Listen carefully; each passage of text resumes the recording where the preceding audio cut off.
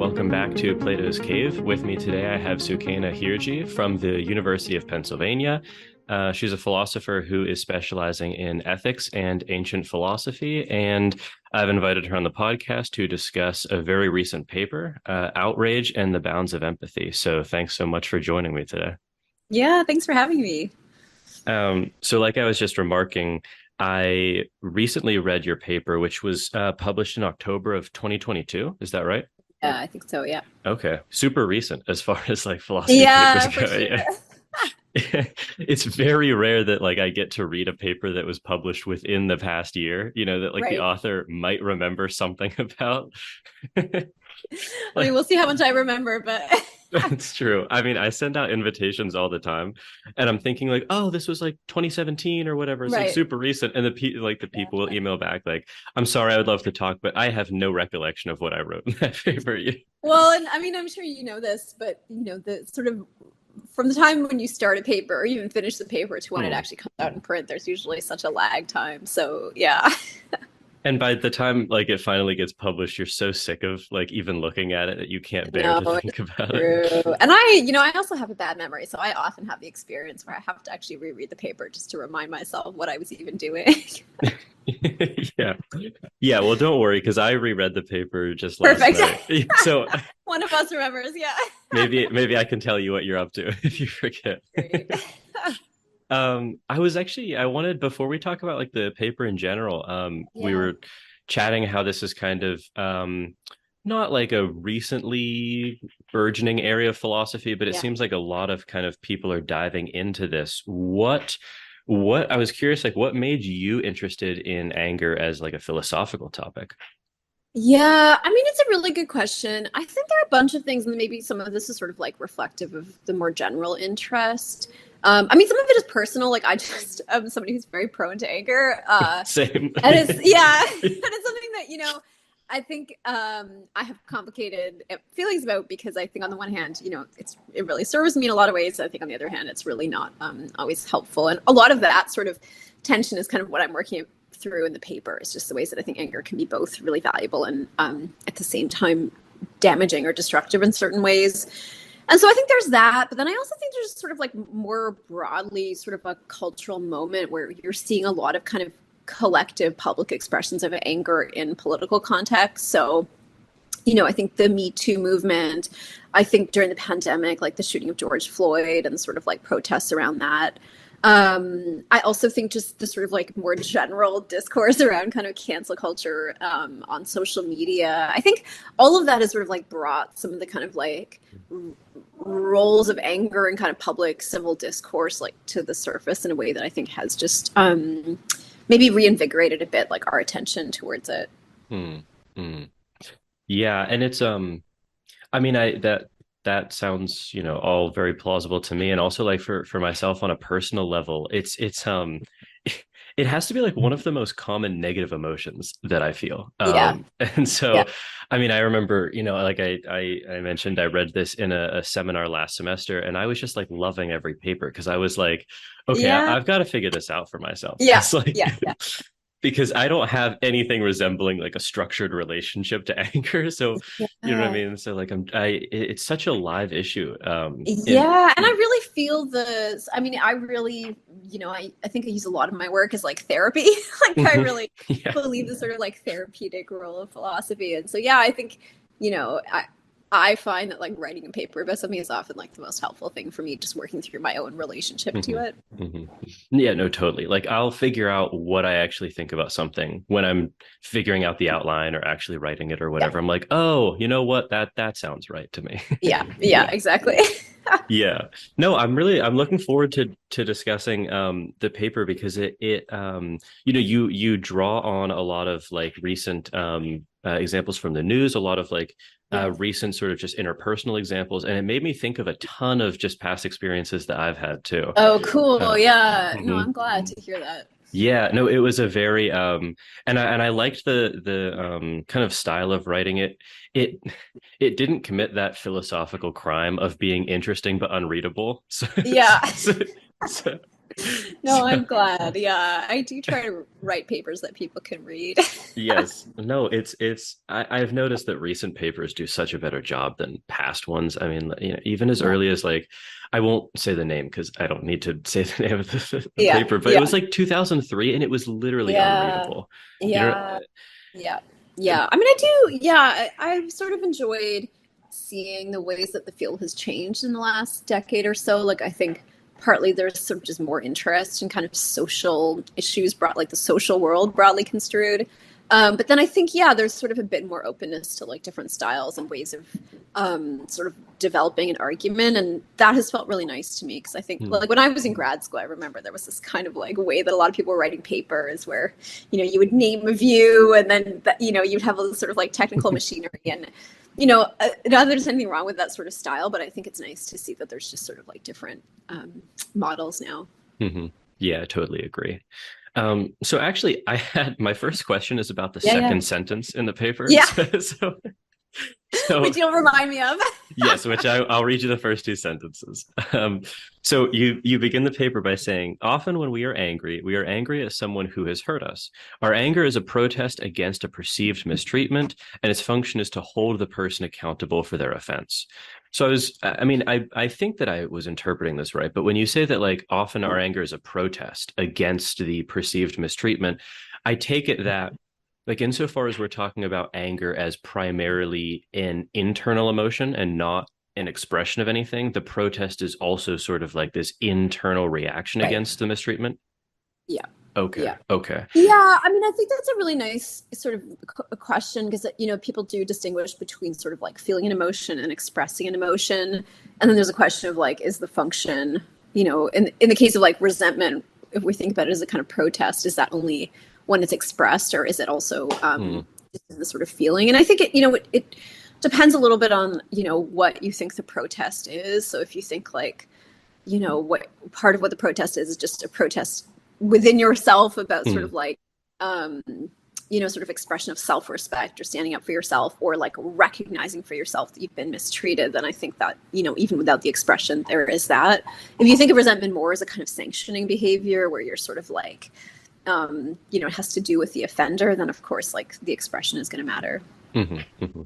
And I mean, at least this seems true for me. It seems like oftentimes when I'm genuinely feeling an emotion, at least maybe to a certain degree, Yeah. it is going to be like very intrinsically leaky into Yeah, the sure. real world. No, I mean, I think we all know that feeling where like you're upset with somebody and you don't want to like make it their problem or talk to them about it, but then they're like, "Why are you acting all weird?"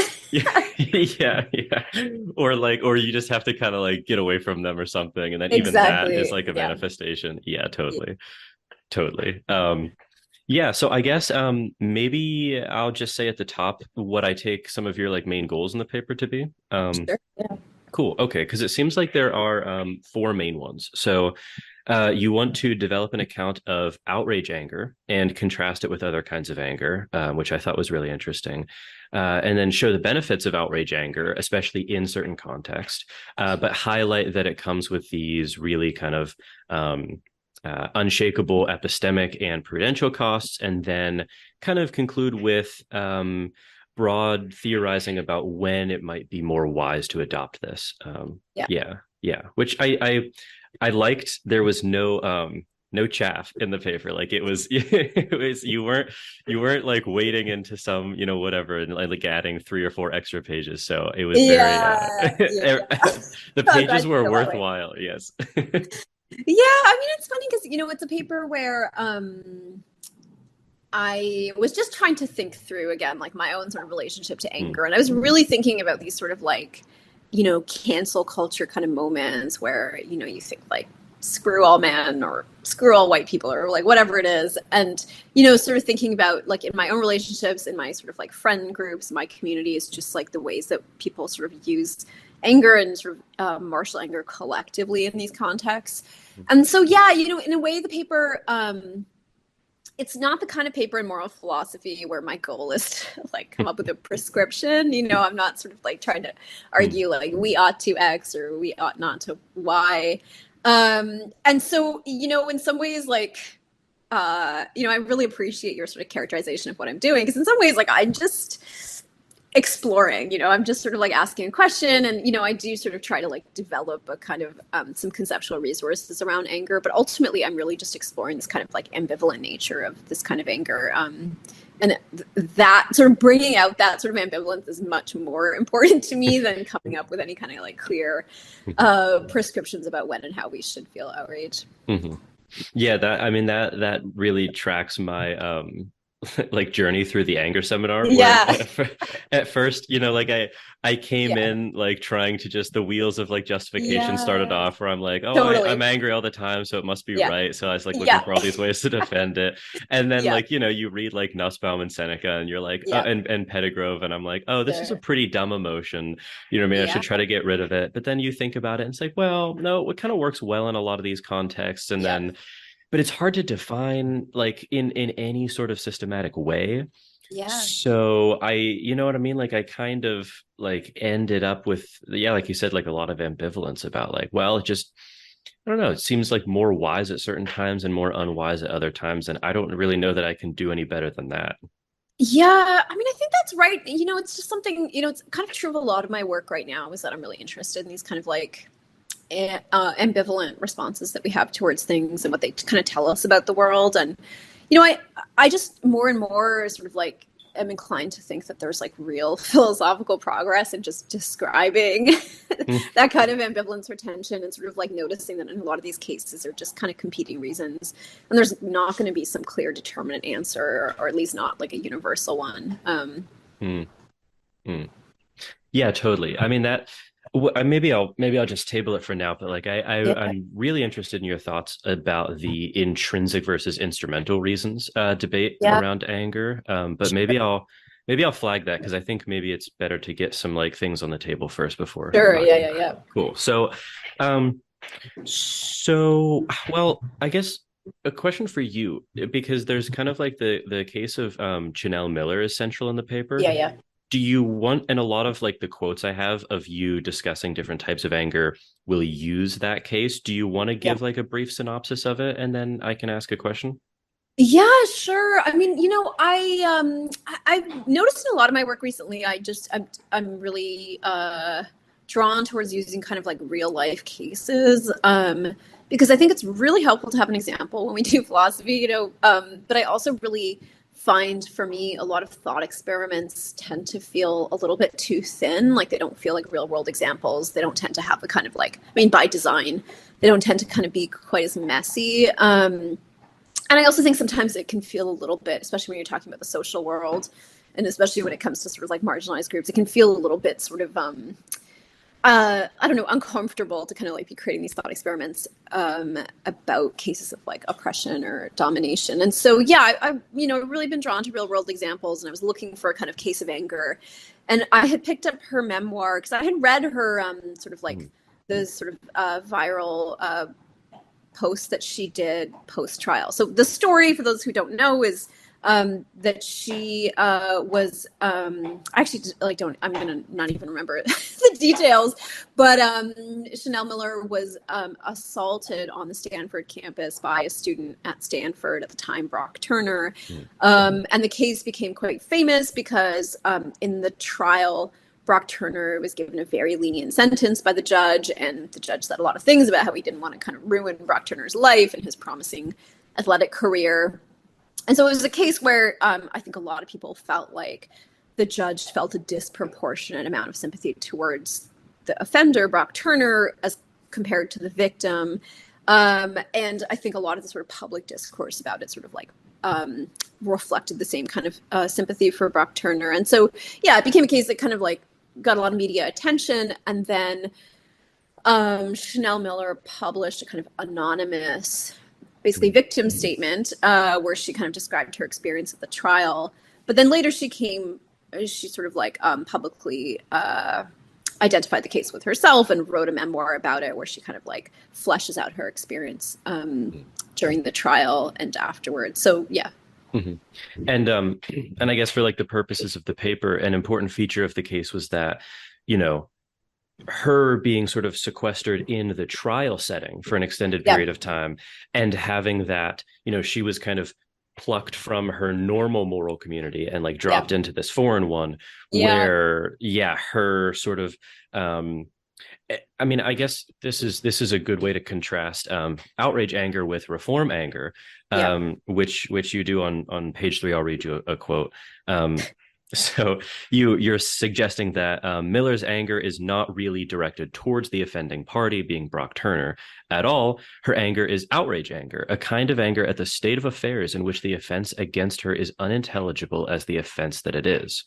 And I thought that, I mean, I really liked the way you put it there because, as you describe in the trial, it was this kind of what I have to imagine was like a surreal situation where it seemed like from what you describe and what you quote, like no one in the trial was really even debating like that the assault happened. They were more Yeah. of like almost debating whether it was wrong to a great degree or something like that. Exactly. Yeah. And I think that's really important because, some of the cases of outrage anger that I'm interested in, where I'm sort of drawing from the feminist theorist Maria Lugones, are cases where there's kind of no uptake, right? So, like, take the example of like in the like Mad Men era, 1950s, if a woman was being harassed or assaulted at her job, it was the kind of thing where, like, if you complain, you would be kind of like laughed off or dismissed Hmm. because it Hmm. wasn't considered a real wrong. It Hmm. wasn't even sort of like, it wouldn't even register as something that like warranted resentment or being upset. Whereas I think things look a little bit different now. And it's actually, I think, part of what makes it harder to kind of identify cases where you have the sort of conditions under which outrage anger is appropriate. Because, yeah, in Chanel Miller's case, I think there's a sense in which nobody's denying, nobody's like pretending like or kind of gaslighting her into thinking like nothing bad happened to her or that she was asking for it. I think everybody sort of feels bad. Everybody thinks like something very unfortunate happened to her. Everybody acknowledges that it was a case of assault. But what isn't happening in that kind of hermeneutical space that she's in is like, yeah, the recognition that it's a very serious wrong and that she was kind of very clearly the victim. So she wasn't sort of like an equal party or partly responsible for what happened to her. And so it's less about whether or not people are able to recognize it as a case of assault and more about just where the sort of like emotional energy is going in the Hmm. case. Again, so much of it is going towards Brock Turner. Hmm. Hmm. Yeah, and so you use that to kind of make like to mark this fundamental difference between I take it that reform anger is more of our default kind of type of anger. Yeah. And then oftentimes like when it's not received in the way that we want, we're Yeah. almost pushed by the circumstances like into outrage anger. I think that's right. I mean, and I don't want to sort of overgeneralize, but yeah, it does seem right to me that like in general, we sort of like immediately resort to Hmm. reform anger, like in the sort of hope or expectation that it will be taken up. But then if we then come to learn that actually we're not in a space where we're going to get uptake, then I think, yeah, we Hmm. sort of resort to this more extreme measure of outrage anger. Hmm. And so like or at least a fundamental difference is that reform anger is kind of what you refer to in Straussonian terms as like a reactive attitude. It Yeah. is, it's viewing the other person as kind of like a moral equal or an agential Yeah. equal in the Yeah. sense that, we're looking to have this like exchange of emotions that play appropriately off of each other. And it has this like, actually, oh, you put it well in another quote. So you say the object of reform anger is the person who has committed some moral violation, but its function is to hold the abuser accountable and to demand that the injustice be addressed. So it's like very, very uh, kind of almost it's putting forth like a respect for the other person in a way. Yeah. Like you're saying Yeah. like we can have this exchange. Yeah. Yeah. Um, Yeah. And I yeah. think, yeah, I mean, this is something that I think a lot of the literature on, what I call reform anger does really nicely. So, Maisha Cherry's work, Mhm. um, I think recently has kind of like made this point in a lot of different ways where, yeah, there's a kind of like love or respect that you're showing to a person by expressing anger towards them, by holding them accountable, by sort of like demanding better. Because what you're doing is saying, like, I see that you're part of a moral community. I see that you're a sort of like morally responsible agent. And I believe that you have the capacity to kind of do better Mm. and, yeah, kind of like reform your behavior. Hmm. Hmm. And and when that doesn't land, then you're sort of pushed into this outrage anger, which it seems like, kind of as you characterize, as more of like a turn. It's kind of interesting because it seems like it has a turn inward, like Yeah. you're withdrawing, but it Yeah. also seems to have a turn outwards towards like a different moral community. Does Yeah. that seem right? Yeah. I think so, yeah, because in a way you're sort of stepping out of the moral community that you find yourself in, and then, maybe hoping that you find something else outside of that moral community, right? So the idea is you kind of, I think on this sort of Strassonian framework, we're all sort of members of this moral community together. And, for Strawson, there's this sort of participant stance where we relate to each other as members, and then you can kind of also be seen or see other people in this kind of more objective stance. And the thought here is I'm kind of trying to sort of like add some stuff to that framework where actually I think there are these cases where like instead of sort of like, somebody does something terrible and you kind of see them as no longer part of your moral community, it's actually you're the one who's kind of like stepping out of the moral community and looking sort of maybe optimistically for other people who share similar experiences. And it seems like, I mean, I know Strawson says that we can kind of do this for like two different reasons. There's an abnormality in the circumstances, and then there's Yeah. an abnormality with the person. Do you think outrage anger can be kind of brought on by both of those types of abnormalities as well? I mean, honestly, I don't really see it as falling into the objective stance in that way. So I Mm, think this is the, place where like I think Strawson just wasn't sort of thinking about these kinds of cases where, I don't think that like there's something abnormal about Brock Turner. I mean, actually, it seems like extremely normal for like mm, a college age man to assault a woman at a party when they're drunk on a college campus. Like it's actually, in some ways incredibly normal mm, behavior, unfortunately. And so, I don't think that it's like he's incapable of moral reasoning. I think he's young and stupid and raised in like a very bad sort of toxic culture. Um, and I also, that's kind of important for the paper because I think, I'm not somebody who thinks like, oh, we should just treat him as though he's a monster. Like, I actually think he's probably a pretty typical male college student who, did a kind of horrific thing and didn't take accountability for it. But I think that's like hardly unusual. And so, this is important because, I'm actually writing a kind of follow-up paper to this paper now, where I actually think, in some ways about the like inverse kind of argument. So I'm thinking about cases where you should have empathy for people who've treated you very badly. So mm, thinking about cases where you should have empathy because that empathy is going to help you get rid of your resentment towards them, and that's like a positive thing. mm. And I'm thinking about cases of abuse, or like very serious mistreatment. And so all of that's to say, like, I think there's a reasonable stance to have on which, like, Brock Turner actually deserves empathy. He deserves sort of like support and love and care and the opportunity to kind of like reform his behavior. It just shouldn't Mm, come from Chanel Miller because mm, that's at too high a cost to her. mhm, And so for her, if it serves her to sort of see him as though he's, not really, for her to not see him in the kind of participant stance, or for her to not see him as a member of her moral community, I think that's, important and valuable. mhm, mhm.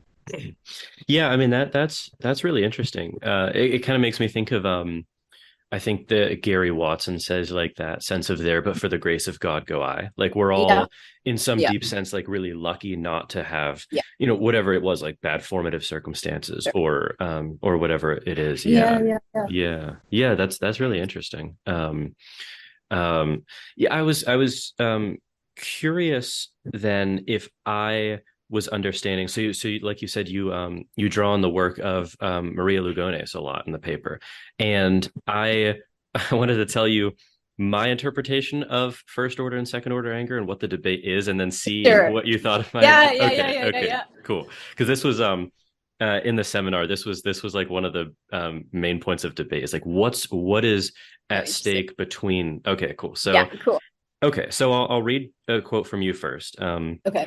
just so people know what I'm talking about. So, Lugones distinguishes between what she calls first order anger and second order anger. For her, first order anger is an anger that has a communicative intent and does or does not succeed in getting uptake within a particular world of sense, whereas second order anger presupposes worlds of sense against which the anger constitutes an indictment or a rebellion, worlds of sense from which one needs to separate.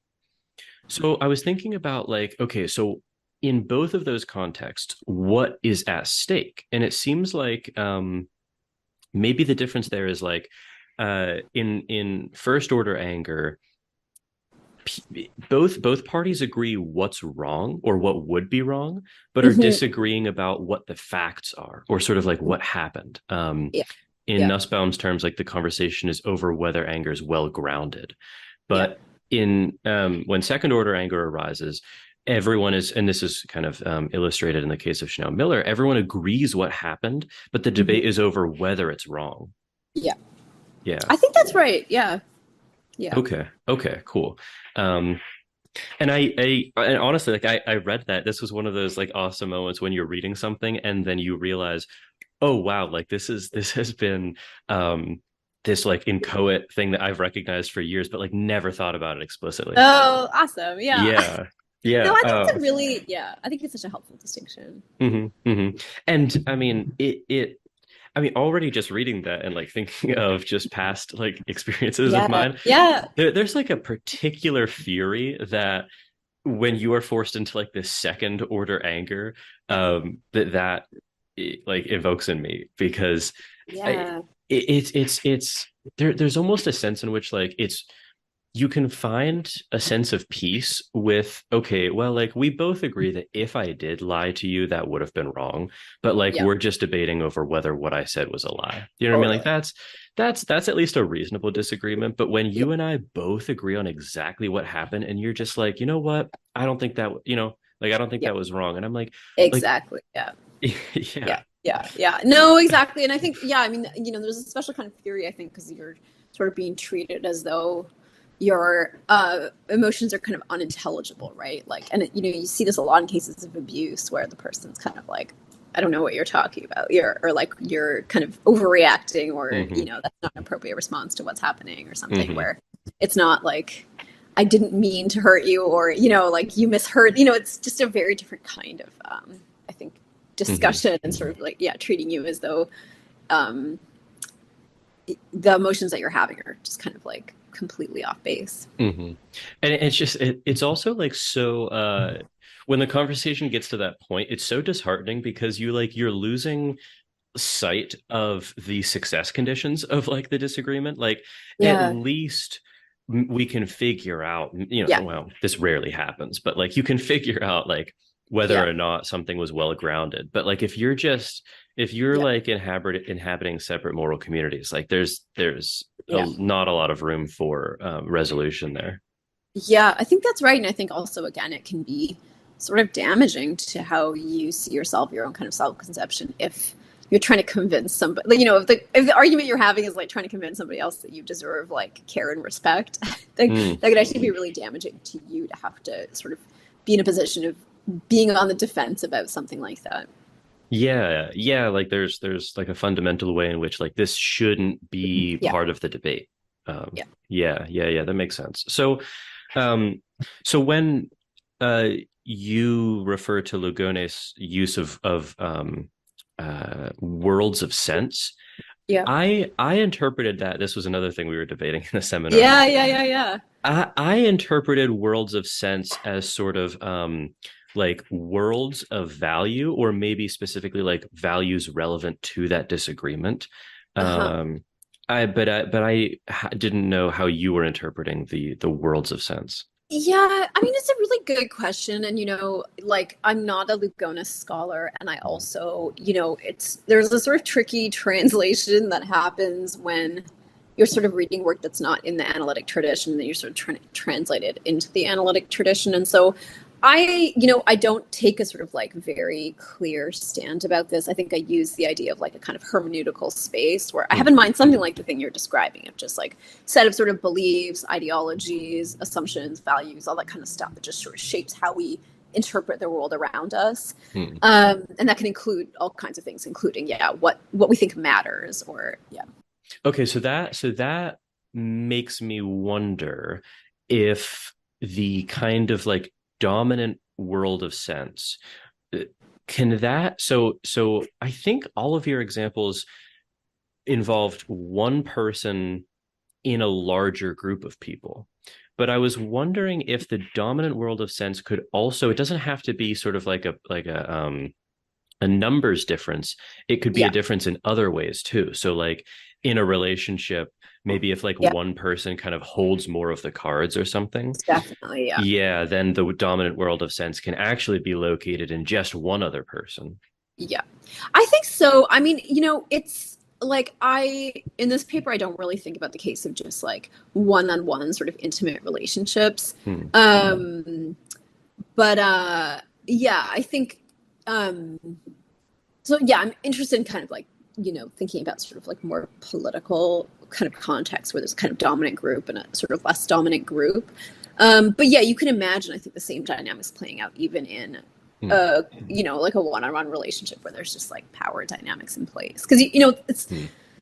the phenomenon I'm describing of outrage anger, I think, is like something that people do experience like one-on-one as well.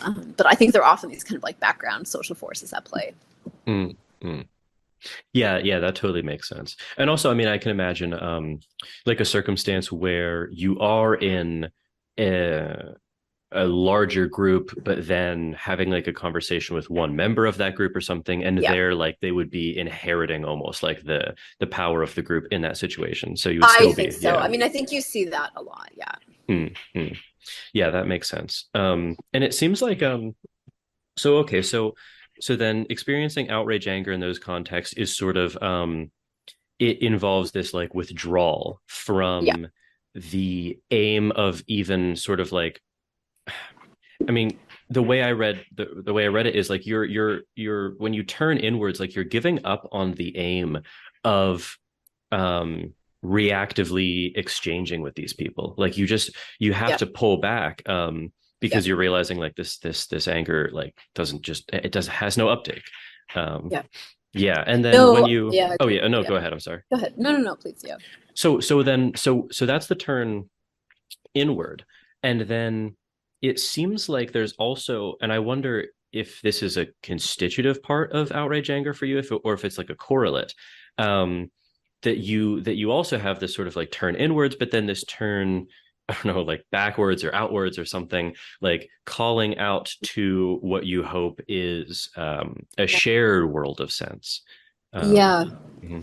Yeah. I mean, I think, I don't think of outrage anger as like particularly constructive, but I do think that's the effect often, right, of like kind of Okay. expressing this Okay. sort of outrage anger is that it's recognized by other people in kind of similar spaces. And, if you think about sort of like consciousness raising circles in the past, or even, now you see this in sort of like collective expressions of anger on social media, like the Me Too movement. I think, in a way, the Me Too movement was just a sort of like group expression of outraged anger. And it's sort of like it built momentum, and it built sort of like Mm, attention, grew because I think like sort of women heard the outrage of other women and kind of like felt seen and heard, and then, mm, wanted to kind of express it back. mhm. Yeah, I mean, that makes me wonder. Like reform anger has this really clear. It, I'm wondering if reform anger has more of a cognitive element baked into it than outrage anger does, Mhm. Yeah. where like reform anger explicitly, even the experience of it, Yeah. seems to have um almost like an aim to it, whereas Yeah. outrage anger seems to be a little bit more of the impulse, like okay, this is like messed up, like kind of Yeah. like the burn it down impulse almost. Yeah. I mean, I think that's right, and it's not something I really talk about in the paper, but if you think about outrage anger as, the reform anger is sort of like working within the sort of Hmm. existing moral community. And there's sort of like rules in place, right? So like we have a sort of idea of like what it, and like this is on this sort of Straussian framework, but like if you think like there are certain actions and behavior. So if you think, our relationships with each other are constituted by a set of sort of like obligations and expectations and whatever, and then there's sort of like kind of clear rules or norms or scripts for like when you kind of violated your obligations or duties towards a person, and then there's sort of like often like recourse, right? There's sort of like expectations about what repair looks like. I think we have these kind of like established norms within a moral community that I think reform anger is often sort of like appealing to in various ways. And, whether that's because it's more sort of intrinsically cognitive or whether it's just because there's like more stuff out there that you can kind of latch on to, I think that is right. Whereas I think, outrage anger kind of has this sort of world building quality, right? It's sort of like you're trying to like create something new, like a different kind of moral community. And so I think there's less kind of like machinery in place to appeal to. Yeah, no, that tracks with my experience as well. I think that makes a lot of sense. So okay, this was another thing that I was really curious about, this kind of the conversation between, so you kind of find yourself in this moral community that is completely alien to you, and I mean, it seems like you kind of have several ways to go. You can dive into and fully embrace like this outrage anger, or you can adopt more of like kind of a cold objective attitude. And I was curious, I mean, so you say that like one of the main upsides of outrage anger specifically is that it really does kind of like close off your empathy towards the other person. And and you quote, there's this really, I loved the way that Bailey phrases it. The quote is that central to empathy is the ability to imaginatively take up another person's perspective, to feel their reasons as reasons, which I thought was a really helpful way of putting it. Yeah. Yeah. So I completely see how, and maybe you can just explain this for people. So how does outrage anger kind of shut down that sense of empathy when you adopt it towards someone? Yeah, I mean, I don't say much about the mechanism because honestly, that's just not what I like really know anything about. But the thought is just, I mean, and I think this is, something where there's a fair bit of empirical evidence. The thought is just when we feel resentment or anger or outrage, like there's actually not a lot of space to also at the same time feel empathy, and I think vice versa. So the way I tend to think about like empathy and anger is they're kind of like filters that we can put on where we sort of see the same set of information but like in a kind of different light, so we're sort of like taking in certain things but not seeing other things as clearly, where it's kind of like where we're focusing our attention. And so I think, empathy focuses our attention on, a lot of stuff about the other person, right? Like seeing their actions and behaviors as making sense to them, and then so in some ways making sense to us as well. Whereas anger is sort of like, to me, a kind of refusal to like really let that information in. So to really think about like why Brock Turner might have acted in the ways he did, what are the social forces that kind of like made him think that it was acceptable or okay. You're just kind of like, I'm not trying to take in any of that information. Yeah. I mean, that's I was thinking about this because like I was imagining or just thinking about like my own kind of situations in which like especially with, so my extended family is like very, very socially conservative and evangelical Christians, like the kind of like homosexuality is wrong kind of Christians. And so like going like, especially like in high school and stuff, going to those family events was like this situation where like there was just, I had zero chance of any uptake like on, you know what I mean, on these issues. And so it seems like, I mean, I feel like early on I would adopt this really kind of sense of like outrage anger, and just kind of be thinking to myself like, this is fucked up, like this is like what like why can't they see that this is just like a completely insane worldview to have. But there was a notable cost there that I don't know if you address, and I'm curious what you think about um, that.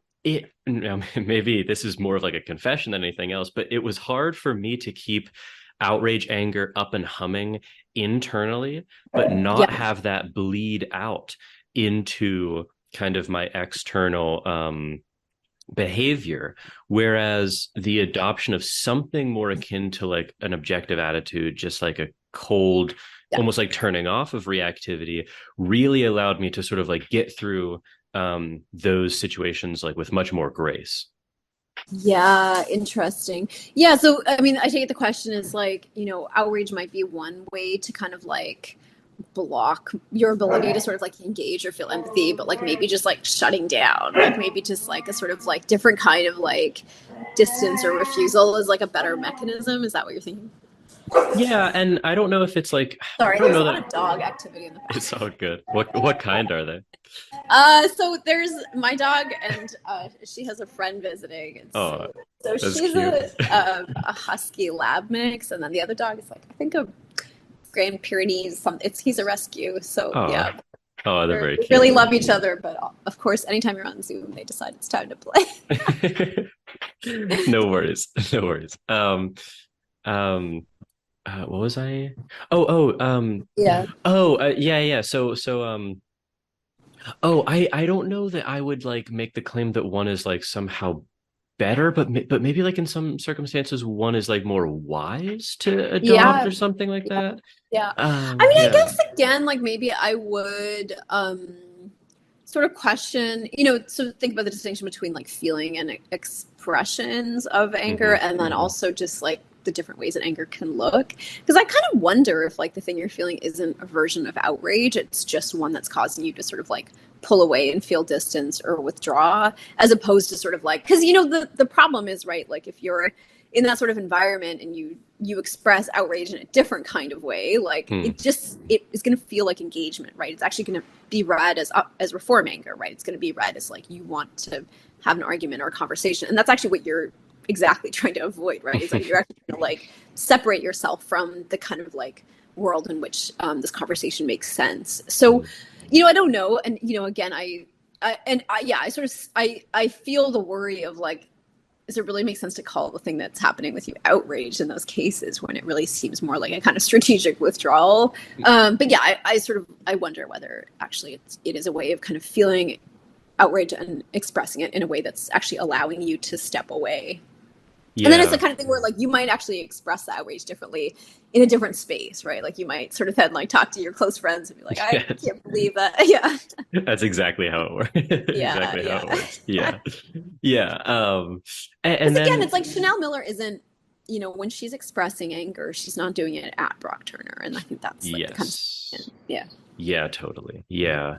Yeah, I mean that was I because there's it's I think you quoting other people I can't find it in the paper, but there's this idea that like almost intrinsically to take this even like objective empathizing with yeah, someone else is this like almost invitation to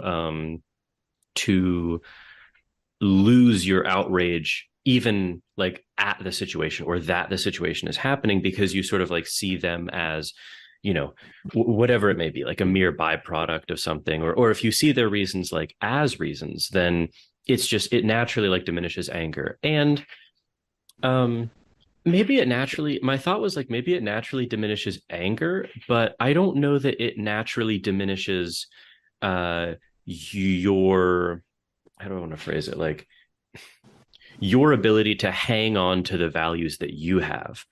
yeah, It seems like it might depend on what we say.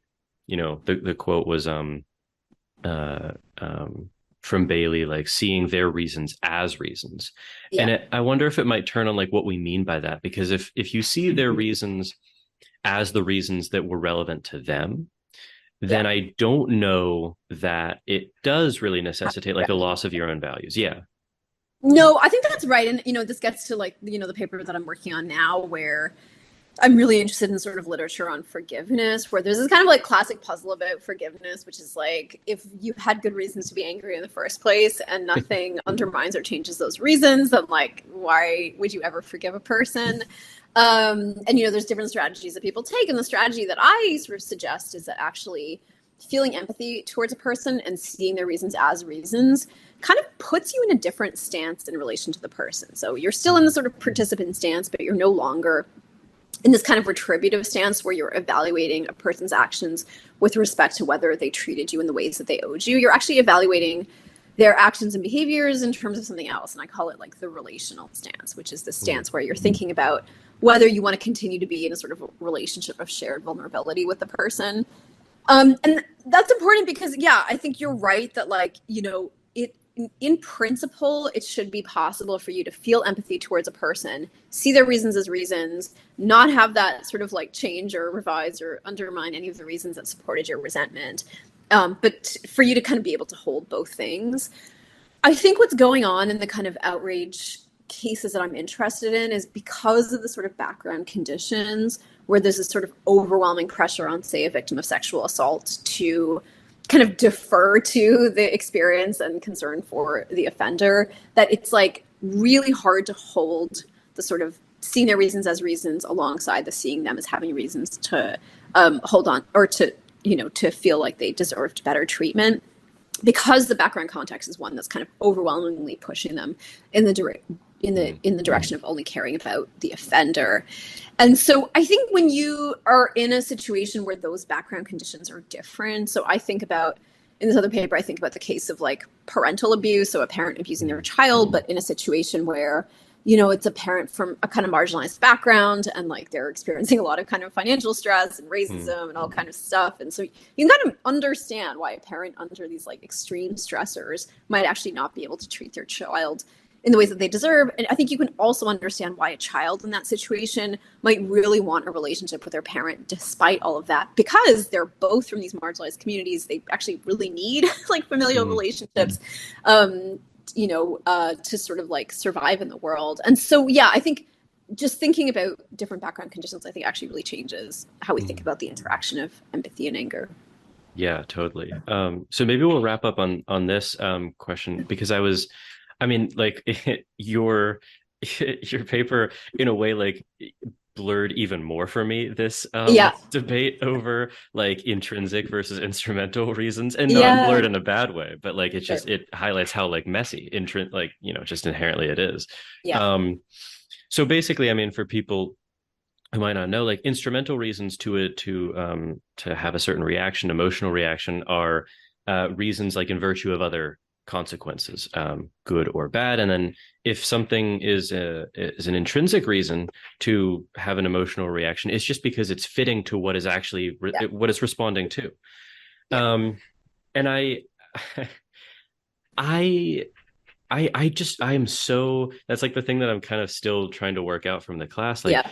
that conversation is one that seems really almost intractable to me.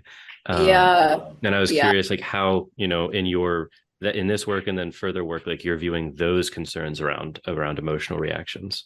Yeah. So what is the concern exactly? Like, where do you feel like, Yeah. yeah, Okay. So the concern is like how to weigh the two types of got reasons. it. So Yeah. Um, so I like one kind of paper that I've been working on is investigating whether actually Chris Franklin and Amia Srinivasan, if you read her in a certain light, the Aptness of Yeah. Anger paper, can be like read at least to be Yeah. providing Yeah. this like argument that Yeah. anger is the only Yeah. fitting reaction to injustice. Yeah. And I'm not sure about that. And Yeah. so like I argue that a combination of grief and disappointment can Sure. do all of the intrinsic work. Now Yeah. it may be instrumentally better, for in Sure. different circumstances or whatever. But Yeah. my worry is like, okay, well, anger clearly like does have this intrinsic value, but Yeah. if it's not the only emotional reaction that can do that intrinsic work, then I wonder if that kind of pushes us back into trying to think about things in like, it feels really cold and like Yeah. robotic to think about things in terms of consequences, but maybe like this just this sense of like, what is it wise to do in certain Yeah. situations? Yeah. Yeah. Yeah, I mean, I'm sympathetic to this, and actually, I sort of okay. So, my take is right. Like when we think about emotions, we sort of think about the kind of aptness conditions, which are typically in terms of like what the emotion is appraising or Hmm. evaluating about the world, and then we think about the sort of action tendency, like what is the emotion sort of like get us to do in the world. And I think this sort of important, and so, because there are these kind of aptness conditions for emotions, we can think of emotions as like rational or irrational. So like, if you're like afraid of like a rubber snake, like that's a case where like your fear is kind of appraising this as a dangerous situation, but in this case your fear is like not appraising it correctly, and so we can say like that's actually an irrational emotional response. And if you're somebody who has a phobia of like rubber snake, because I have a friend who's like terrified of snakes, and so like Hmm. even seeing just like a picture of a snake, just like she gets like she freaks out. And so that's a case where like you might want to take steps to like get rid of that emotion because it's not rational. But I think even in the case of emotions where they're rational, right? So where they're apt or fitting responses or sort of correctly evaluating the world, I actually think that we are not compelled to feel them. And I think actually on some level we kind of know this about emotions. Like this is a way that emotions I think are different from beliefs. Is like if we're presented with a bunch of evidence about something, we're sort of rationally compelled to believe it. Whereas in the case of emotions, I think if there's a good reasons to feel a particular emotion, we're not compelled, I think, to feel that emotion. It's rationally fitting, permissible, acceptable, appropriate to feel the emotion, but that doesn't take us all the way towards it being compulsory. And that's actually, I think, important in cases like the cases I'm interested in with empathy and anger, because I think there are cases where, so, in the paper I'm working on now, I think, I'm interested in cases where it's appropriate to feel resentment.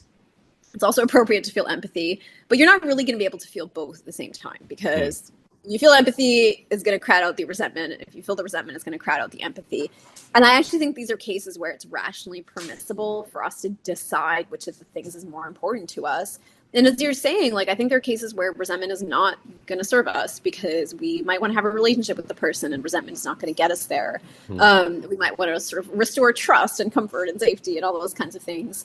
But then likewise, I think in the case of Chanel Miller, like she has good reasons to feel outraged. And so she shouldn't be listening to the people who tell her like, here are all the sort of like therapeutic tools that will help you get rid of your anger, because actually might be the best thing for her.